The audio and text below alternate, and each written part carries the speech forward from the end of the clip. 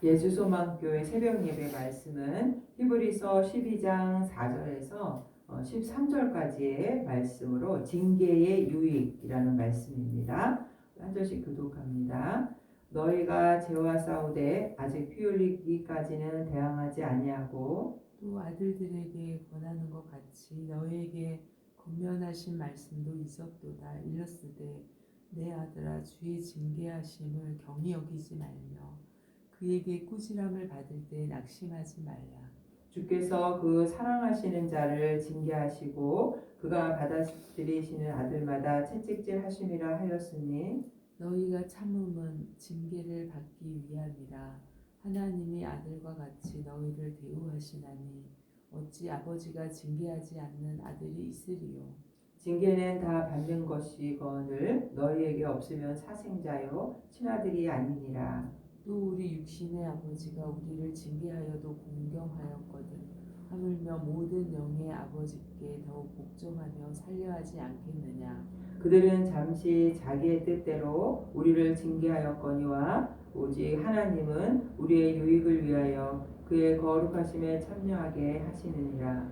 무릇 징계가 당시에는 즐거워 보이지 않고 슬퍼 보이나 후에 그로 말미암아 연단받은 자들은 의와 평강의 열매를 맺느니라.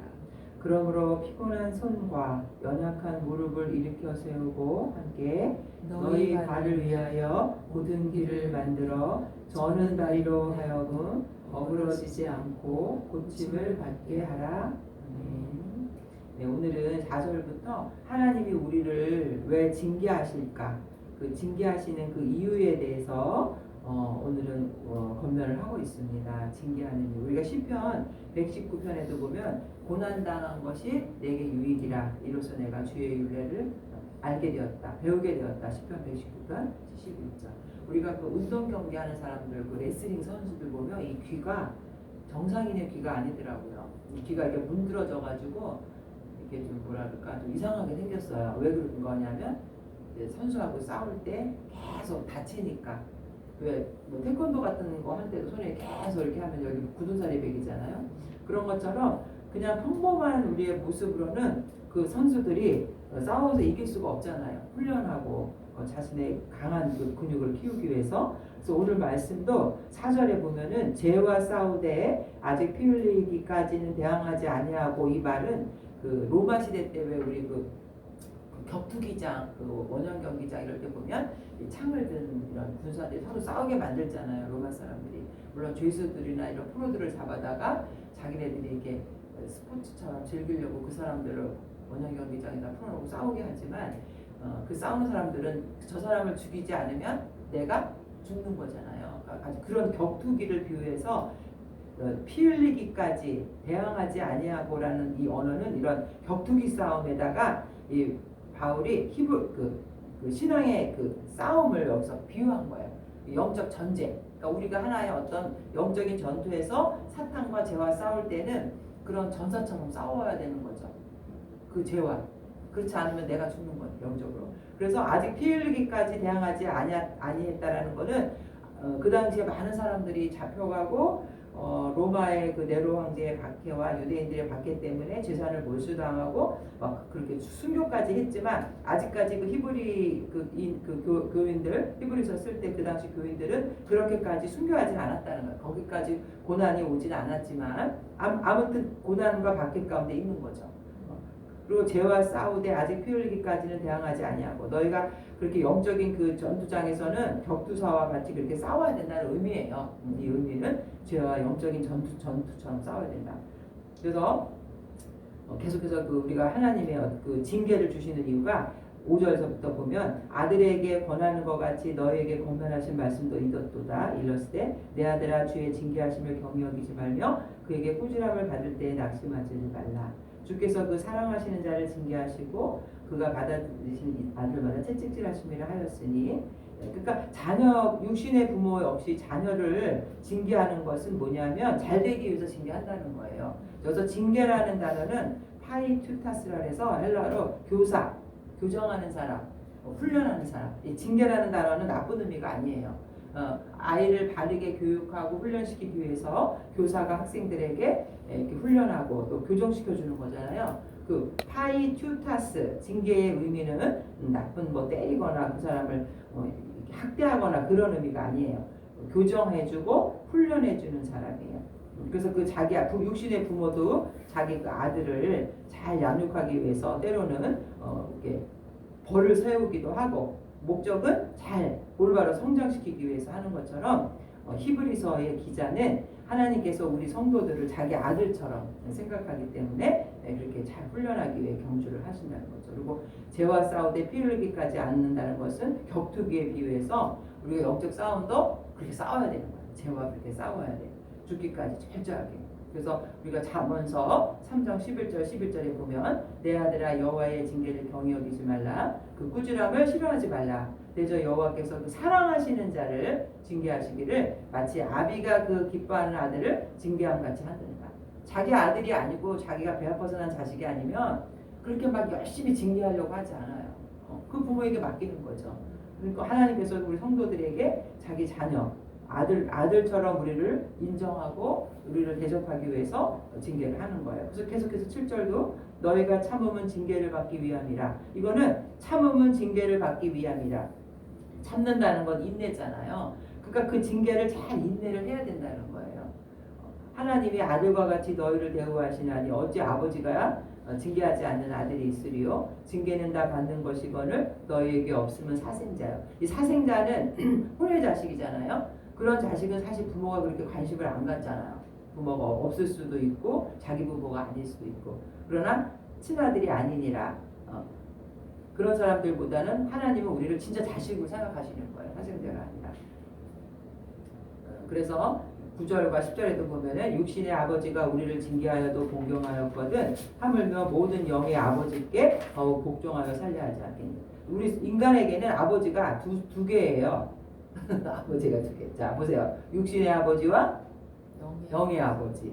육신의 아버지는 물론 우리를 육체적으로 낳은 아버지지만 우리 하나님은 우리의 영의 아버지가 되신다는 거죠. 영의 아버지라는 것은 인간이 어떻게 구성되어 있냐면 인간의 영과 육으로 구성되어 있기 때문에 우리가 하나님은 영이시니 예배하는 자가 영과 진리로 예배할지라. 인간만이 영이 있어서 영이신 하나님 앞에 예배를 드릴 수 있는 거예요. 짐승은 드릴 수가 없잖아요. 그래서 우리가 이 영의 아버지와의 관계가 화목한 관계로 되고 소통에 대한 예배를 드리고 하나님의 뜻을 깨닫는 거지, 그 관계가 막혔거나 형상이 회복되고 하나님을 아버지로 인정하지 않는, 영접하지 않는 사람들은 하나님을 예배 드릴 수가 없겠죠. 자기 부모를 못 찾은 거예요. 그래서 우리가 그냥 육신의 고아들도 불쌍하잖아요. 자기 부모를 모르거나 없이 고아를 사는 사람들처럼 영의 아버지를 찾지 못하고 사는 사람들은 어떻게 보면 세상에서 방황하는 거죠. 참 부모를 모르고 자기 어떤 어려운 일이 생겨도 부모님 앞에 기도하지 못하고 자기가 인간적으로 그걸 해결하려고 하기 때문에. 그래서 우리가 영의 아버지라는 이 단어가 우리가 하나님 앞에 예배 드릴 수 있고 정말 우리가 인간이라면은 자기 부모를 찾아야 된다는 거죠. 그래서 우리가 에스겔서 18장 4절에 보면 모든 영혼이 다 내게 속한지라 아버지의 영혼이 내게 속한 같이 그의 아들의 영혼도 내게 속하였나니 범죄하는 그 영혼은 죽으리라. 범죄하는 영혼은 죽는다는 것을 사람들이 알아야 되는 거예요. 근데 그걸 모르는 거죠, 사람들이. 영의 아버지를 모르기 때문에. 그래서 인간만이 그 영과 육으로 되어 있어서 자기 영의 아버지를 찾은 자만이 여기 보면 나중에 이제 평강과 의의 열매를 맺는다고 그러는데 정말 인간다운 삶을 살아갈 수 있는 거죠. 어떻게 보면 영적으로 깨어있지 않은 사람은 육신의 만족만을 위해서 살기 때문에 짐승과 다름없이 살아갈 수가 밖에 없어요. 육의 만족만을 위해서 채우려고 하다 보니까. 하나님의 영의 나의 아버지라는 걸 아는 사람은 자기의 영적인 만족을 위해서도 계속 하나님과 소통하겠죠. 기도하고 영적인 거에 눈을 떠서. 근데 그거에 관계가 막힌 사람, 아버지를 찾지 못한 사람들은 육의 만족만을 위해서 사는 거예요. 영적 세계를 모르니까. 그래서 이 영의 아버지를 만난 사람만이 그 웨슬리 목사님도 전도할 때 기도의 전도의 대상이 모든 영혼이라 했거든요. 영적 세계를 알아야 돼요. 그리고 이제 칼빈이라는 신학자는 인간 영혼을 창조설을 주장했는데 인간의 영혼은 태어날 때 하나님이 하나하나 개인적으로 창조해서 이 세상에 보냈다. 영혼 창조설이에요. 그래서 우리가 이런 기본적인 말씀을 잘 알아야 뭐 낙태설이라든지 이런 세상의 어떤 그런 헌법에 대해서도 찬반론을 낼 수 있지만 이런 영혼, 하나님이 인간의 영혼을 창조해서 보냈다는 걸 알지 못하면은 그냥 아이들은 사람 취급 안 할 수도 있어요. 낙태를 해야 된다고. 그래서 우리가 영의 아버지, 육의 아버지 이거를 굉장히 중요하게 여겨야 되고 결국 우리는 이 영적인 아버지를 찾아야만 부모님의 뜻을 알아서 자녀가 잘 징계를 받고 올바로 성장해 갈 수 있는 것처럼 이 영적인 부모를 찾는 것이 너무나 중요하다. 그래서 육체의 아버지도 여기서 보니까 9절에 육신의 아버지가 우리를 징계하여도 공경하였거든 하물며 모든 영의 아버지께 더 복종하여 살려 하자. 영적으로 더 복종해야 되겠죠. 영원한 아버지, 영의 아버지를 찾는 자만이 영생을 얻고 부활의 소망을 가질 수 있으니까. 10절에도 그들은 잠시 자기의 뜻대로 우리를 징계하였거니와 오직 하나님은 우리의 유익을 위하여 그의 거룩하심에 참여하게 하였느니라. 자, 그의 거룩하심에 참여한다. 우리의 유익을 위해서. 그러니까 우리가 징계를 받는 이유가 첫 번째는 우리가 하나님의 아들이기 때문에 사랑하니까 우리에게 징계를 주시는 거고 두 번째가 나오는 거예요. 뭐를 위해서? 우리의 유익을 위해서. 그리고 그의 거룩하심에 참여하게 했다. 부모의 자녀는 부모를 닮아야 되는 것처럼 하나님이 이스라엘 백성을 제사장 나라요 택하신 족속이요 하나님의 백성으로 삼으신 것은 거룩하고 성결하게 하기 위해서. 그래서 그 백성을 통해서 이방의 복음을 전하기 위해서. 그러니까 구원의 과정이 7가지라 했잖아요. 선의 문청 쫙 해서 결국은 성화시켜서 완전에 이르게 해서 천국에 데려가려고 영화를 이루게 위해 거룩해 하심에 참여하려고 그것이 바로 우리의 유익이라는 거죠. 사람들은 자꾸 우리가 성결한 삶을 살고 율법을 지키고 말씀에 순종하는 게 하나의 어떤 올무처럼 생각할 때 있잖아요. 이것도 해야 되고 저것도 하면 안 되고. 근데 그게 결국은 우리의 유익을 위해서 하나님이 우리를 계속 하나님 나라의 백성으로 만들어가기 위한 성화시키기 위한 유익한 과정이라는 거예요. 그래서 무릇 징계가 당시에는 즐거워 보이지 않고 후에 그로 말미암아 연단받은 자들은 의와 평강이 열매. 마지막 세 번째는 우리를 징계하시는 이유가 뭐라고요? 의와 평강의 열매. 여기 의는 칭의가 아니에요. 하나님이 예수 믿으면 그래 너 의로워졌어 내 하나님 내 자녀야라고 그런 의를 주는 그 의가 아니라 여기는 온전한 의, 영화와 같은 그러니까 완전히 이제 신앙의 경주를 마치고 하나님 앞에 가는 거예요. 영화예요, 영화. 하나님 앞에 갔을 때 예수의 보혈로 깨끗해졌으면서 완전히 성화돼서 얻는 의. 그래서 이거를 이제 바울은 뭐라 그랬냐면 의의 면류관이라 그랬어요. 주님 앞에 갔을 때 디모데후서 4장 8절에 보면 이제후로는 나를 위하여 의의 면류관이 이제 다 끝났어요. 세상에 그 죄와 싸워서 승리하고 의의 면류관이 예비되었으므로 주 곧 의로우신 재판장이 그날 내게 주실 것이며 내게만 아니라 주의 나타나심을 사모하는 모든 자에게. 그러니까 여기서 의라는 거는 천국에서 받는 의의 면류관. 원래 하나님이 주시기로 했던 거. 그다음에 평강도 어떤 평강이냐면 영원한 안식이에요. 주님 앞과 함께 누리는 그 안식. 그거를 우리에게 주신다는 거죠. 결국 우리가 그걸 받기 위해서 이 세상에서는 연단을 받을 수 있고 그 하나님 앞에 징계를 받을 수 있다라는 거죠. 그리고 마지막에 이제 그러므로 이제 피곤한 손과 연약한 무릎을 일으켜 세우고 우리가 신앙생활을 한다라는 거는 영적 싸움이잖아요. 때로는 낙심하고 좌절해서 모든 게 다 이렇게 늘어져 있어. 그죠? 낙심해서 육신의 모습을 여기서 설명했지만 결국은 이게 영의 모습이에요. 너의 발을 위하여 고든 길을 만들어 저는 다리로 하여금 어그러지지 않고 고침을 받게 하라. 그래서 고든 길이라는 거는 이제 뭐 구체적으로 말하면 수레바퀴가 지나가는 단단한 길이에요.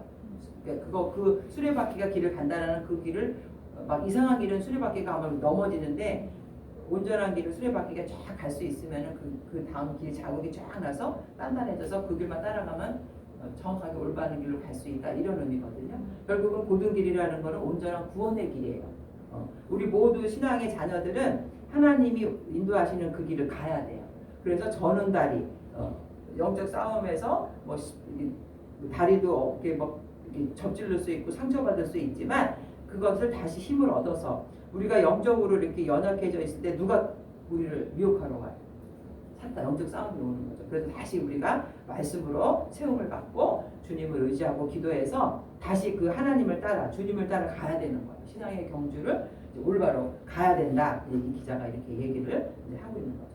결국 우리에게 진정한 안식, 평강과 의의 면류관을 우리는 받아야 될 자들이고 또 우리는 이 땅에서는 징계를 받아서 천국 백성으로 성화되어 갈 자들이고 우리는 하나님의 유업을 받는 자녀잖아요. 그렇기 때문에 때로 우리가 받는 이런 징계가 있지만은 결국 그것들이 다 결국은 우리의 영혼을 하나님의 자녀로 만들어가는 과정이다. 그래서 우리가 영의 아버지 자녀이기 때문에 하나님 앞에 유업을 받는 자들은 고난도 함께 받아야 된다라는 오늘 로마서 말씀으로 하나님은 자기 아들을 위해서 모든 걸 다 주시는 거잖아요. 로마서 8장 32절에도 보면 자기 아들을 아끼지 않고 우리에게 내주신 하나님이 무엇인들 못 주겠느냐. 그래서 우리가 신앙생활할 때 어려운 일이 있을 때 결코 내가 버림받았다 그래서 낙심하면 안 돼요. 주님은 끝까지 나를 붙드신다라는 것으로 소망으로 이 땅에서 승리하는 자들 되기를 주님의 이름으로 축원드립니다. 하나님 아버지, 때로는 우리가 그 징계로 인해서 낙심하고 버림받은 것처럼 좌절할 때가 있지만 결코 예수님의 보혈의 공로로 구원받은 피값으로 산 하나님의 자녀들은 하나님께서 결코 우리를 버리지 않는다는 것을 말씀을 통해서 깨닫습니다. 예수님은 6월절 마가의 다락방에서 십자가 지기 전에 자기 제자들을 사랑하시되 끝까지 사랑하신다고 말씀하셨습니다. 세상 사람들은 우리를 인간관계에서 버리기도 하고 배신도 하지만 주님은 십자가에서 우리를 위해 죽으신 주님은 우리를 끝까지 버리지 아니하시고 영원한 천국에 소망을 주신다고 약속하셨습니다. 우리가 이 땅에서 많은 어려움과 환난이 있지만 그것을 잘 이겨내는 그 격투기장에서의 그 선수처럼 우리가 훈련받고 하나님을 닮은 거룩한 자녀로 영적인 파워를 가지고 이 땅에서 승리하게 하여 주시옵소서. 예수님의 이름으로 기도합니다. 아멘.